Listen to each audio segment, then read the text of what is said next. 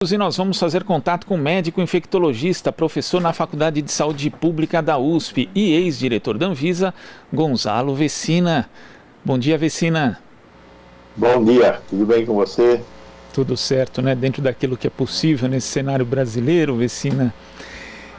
E ontem também nós tivemos aí, infelizmente, um novo recorde de casos de Covid-19 no período de 24 horas, ultrapassando aí as 100 mil infecções, né? E isso já com a mudança de contabilidade aí do Ministério da Saúde, que acabou aí aumentando o grau de imprecisão em relação aos casos. E chegamos, infelizmente, à marca de 303 mil mortes.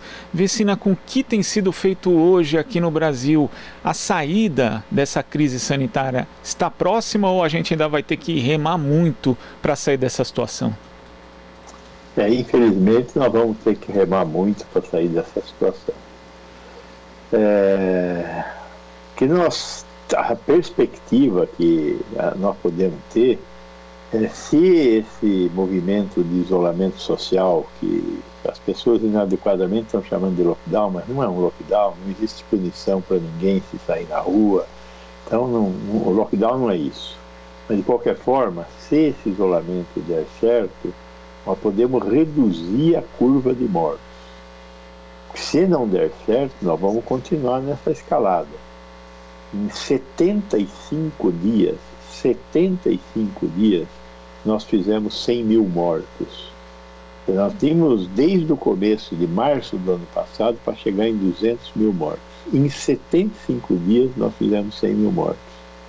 Se eu dobrar 150 dias, quer dizer, 100 mil mortos a cada 75 dias, em 150 dias eu chego no meio milhão.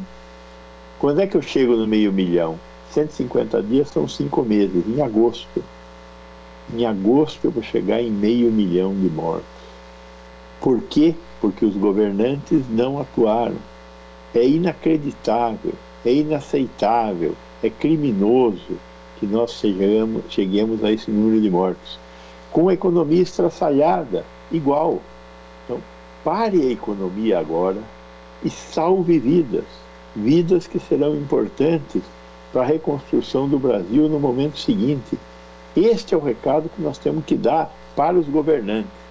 Para as pessoas que estão em casa, o recado a ser dado é, por favor, não se aglomere, não saia de casa, se sair use máscara, não fique em ambientes fechados, não seja mais um caso, porque você vai lotar os hospitais, vai interferir no futuro do país. É essa a mensagem que nós temos que passar agora.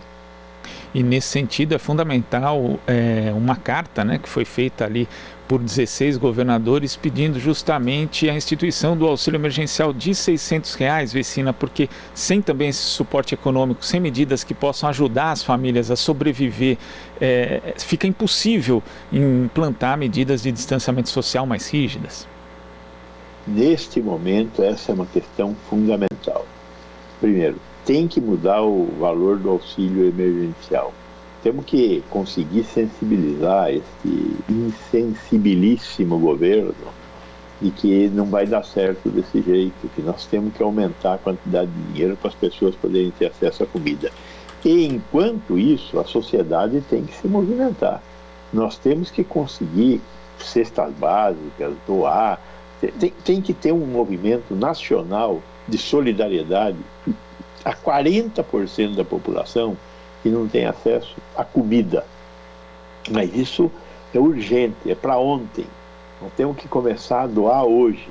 Nós temos que sair tentando achar as pessoas que não vai ser difícil achar, que necessitam de alimento e buscar doar alimentos. Solidariedade é o nome da ação enquanto nós não conseguimos pôr em movimento essa pesada máquina burocrática do governo. E muito tem se falado, né, principalmente o governo do Jair Bolsonaro, na questão da estratégia da vacinação em massa. A gente sabe que a médio e longo prazo a vacinação em massa é a que vai, de fato, tirar o país dessa situação. Mas quando a gente olha o exemplo do Chile, que tem um processo muito mais avançado de vacinação, Vecina, 30% da população de lá já recebeu a primeira dose, 15% recebeu 2 doses. Mesmo assim, o país está adotando lockdown porque os casos de Covid-19 voltaram a crescer. Isso é importante que as pessoas também tenham a consciência.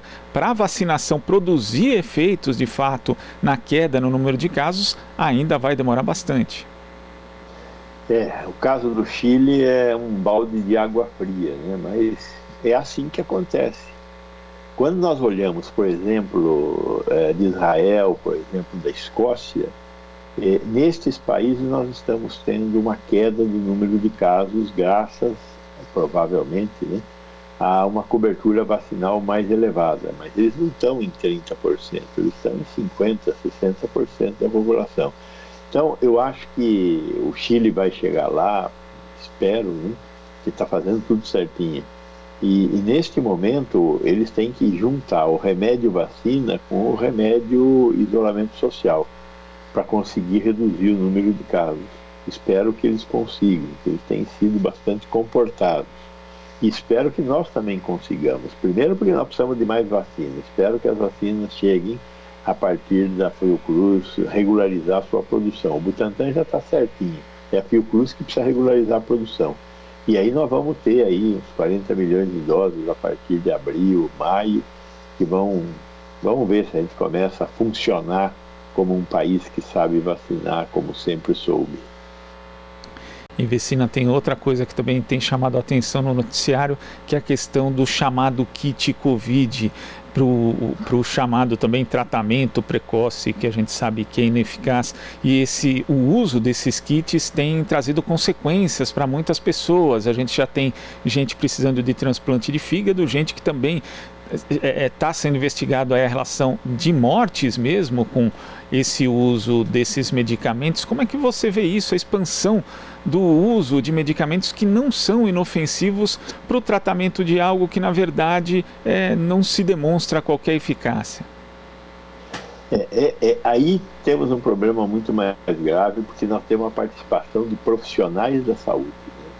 Profissionais da saúde na contramão, né? Uma coisa é o profissional de saúde atuando na linha de frente, atendendo pacientes doentes, pacientes que precisam de UTI.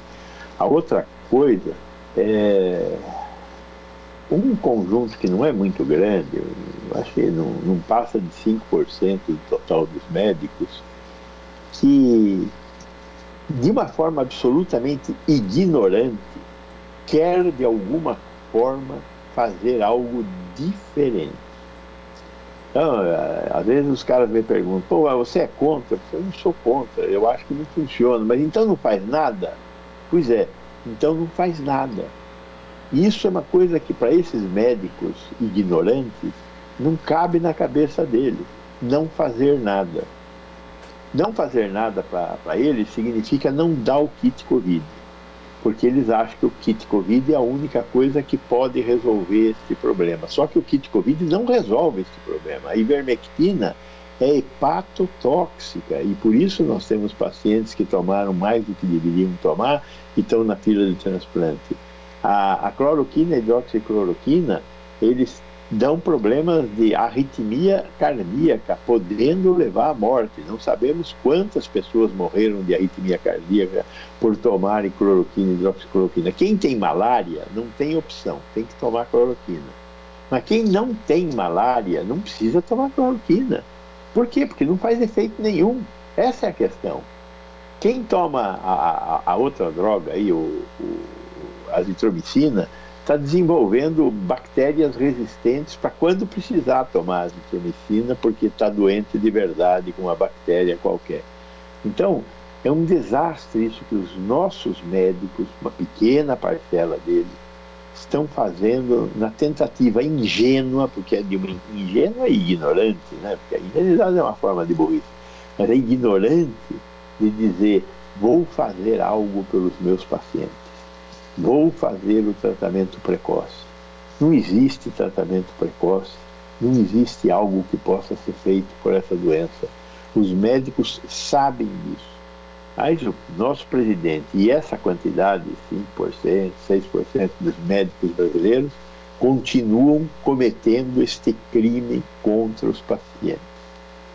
E com o beneplácito, com a concordância do Conselho Federal de Medicina, que terá que ser cobrado pelo Ministério Público.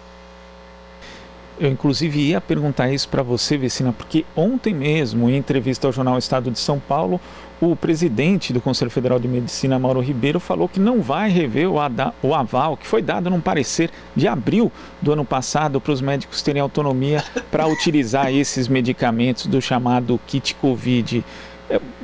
Não é uma irresponsabilidade muito grande fazer isso, confirmar um parecer de abril do ano passado, sendo que a gente já está em março e diversas evidências já foram produzidas para mostrar a pouca ou nenhuma utilidade desses medicamentos contra a Covid-19? O Mauro terá que ser responsabilizado em relação a esse comportamento dele. Lá em abril, até podia existir alguma dúvida, mas a enxurrada de pesquisas que foram feitas a partir de abril, por muito menos o Conselho já se manifestou no passado com relação a tratamentos duvidosos, por muito menos. Eu me lembro de tratamentos com ozônio, de tratamentos cirúrgicos contra próstata, e o Conselho se manifestou. Por muito menos. Agora nós temos um monte de estudos comprovando que esses medicamentos não têm efeito e sim têm efeitos colaterais. E o presidente do Conselho Federal de Medicina, bolsonarista de primeira hora, portanto, acompanha as atitudes do presidente, vem a público e fala isso em nome do Conselho Federal de Medicina. Ele tem que sofrer uma sanção. E o Ministério Público tem que chamá-lo para que ele se justifique em relação a isso. Qual é a razão pela qual ele está cometendo isso? Não tem outra causa. Ele está junto ao presidente da República, porque com os médicos eu tenho certeza que ele não está. E, Vecina, a gente sabe que quando uma pessoa está doente ali ou acabou contraindo alguma doença, ela vai para o médico tem essa posição de autoridade. Então, se a pessoa for para o médico, por exemplo, o médico receitar o tal do kit Covid, como você acha que essa pessoa deve proceder, Vecina? Veja, primeiro trocar de médico, de imediato trocar de médico. E eu acho que aí tem que caber uma denúncia a PROCON, Ministério Público, contra aquele profissional.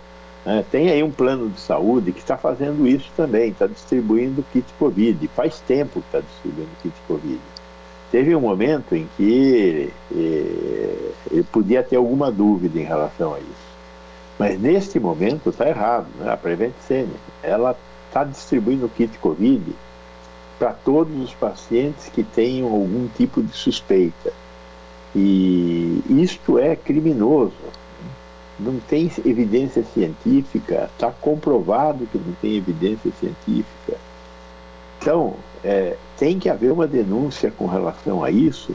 Agora, não pode ficar impune. O problema do Brasil, um dos grandes problemas do Brasil, temos vários, né? Mas um dos grandes problemas é a impunidade. Você faz alguma coisa errada, que você sabe que é errada, por quê? Porque você sabe que ninguém vai tomar nenhuma atitude, você vai ficar impune. A impunidade é que nos faz ter esse tipo de comportamentos. Por que a gente não usa máscara? Alguns não usam máscara quando saem na rua? Porque tem essa sensação de impunidade. Nada vai acontecer comigo, eu posso fazer o que eu bem entender. Por que as pessoas estão distribuindo kit Covid? Porque não vai acontecer nada. Então, esta questão da impunidade é de uma gravidade imensa. E a responsabilidade pela impunidade, ou seja, pelo não cumprimento da lei e não ter nenhuma consequência, é do guardião da lei. Quem é o guardião da lei? É o Ministério Público. Então, o Ministério Público tinha que chegar nesses casos em que não existe comprovação. Por outro lado, alguns ministérios públicos, como por exemplo o de Goiás, se demonstraram a favor do uso da hidroxicloroquina e da cloroquina. Inclusive, fizeram ações no sentido de coibir médicos que estavam agindo contra a cloroquina em Goiás. Então, é um país das brusundangas. Agora, Vecina, o Antônio Cajuela, que está acompanhando a gente aqui pelo nosso canal do YouTube, pede para fazer a seguinte pergunta para você: se a quebra de patentes poderia mudar o quadro em relação à produção de vacinas. A gente sabe que isso foi importante, por exemplo, na questão dos medicamentos para tratamento da AIDS. No passado, o Brasil, inclusive, foi pioneiro nessa luta. Isso alteraria a produção? Seria bom, não só para o Brasil, mas também para outros países, Vecina? Veja, a quebra de patentes é um ato de força.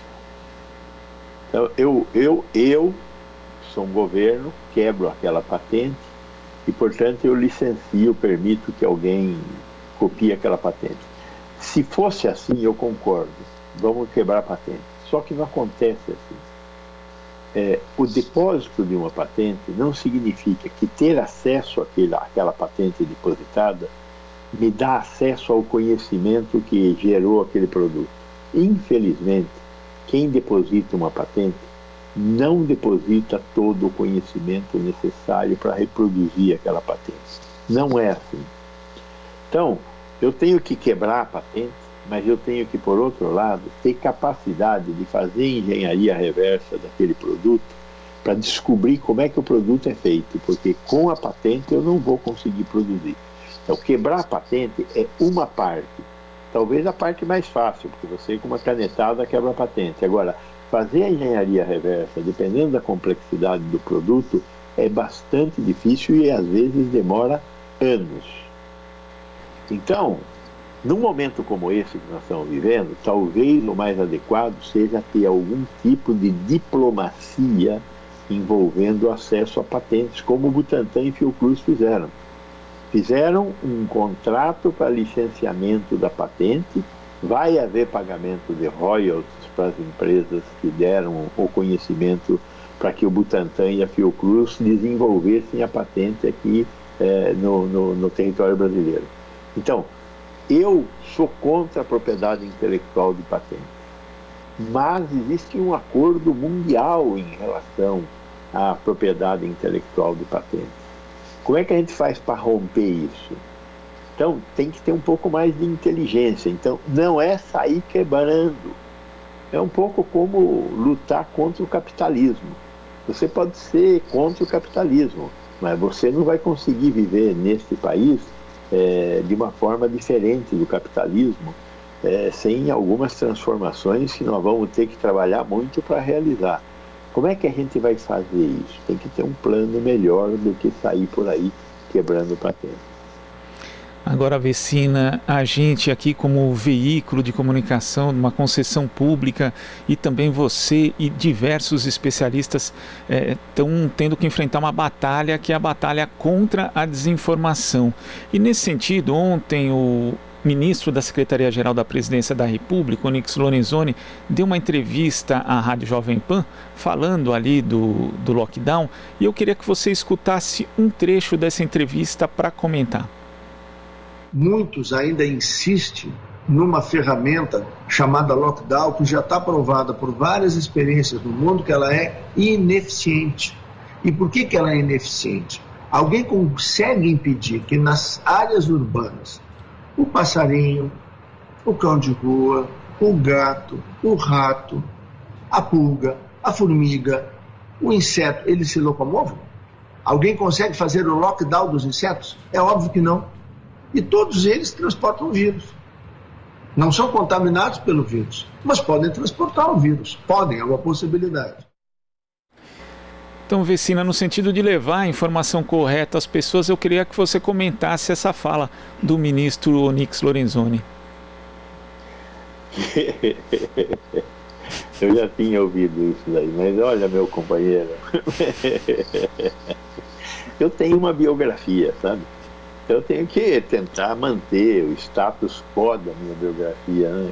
Falar sobre esse idiota falando esse monte de burrices é de chorar, né?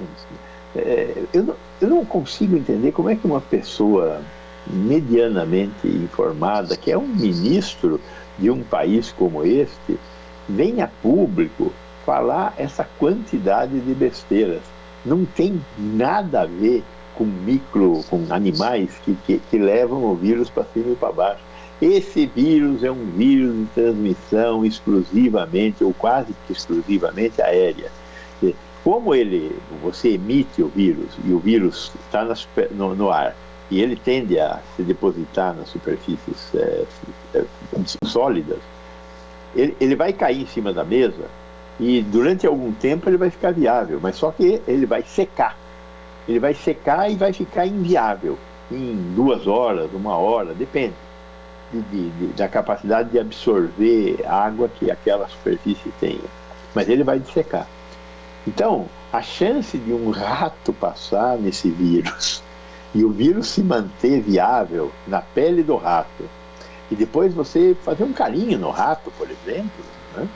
E pegar o vírus, é mais fácil você ser atingido por um raio e morrer por causa do raio que te atingiu do que por um rato que transporte um vírus que saiu da boca de alguém.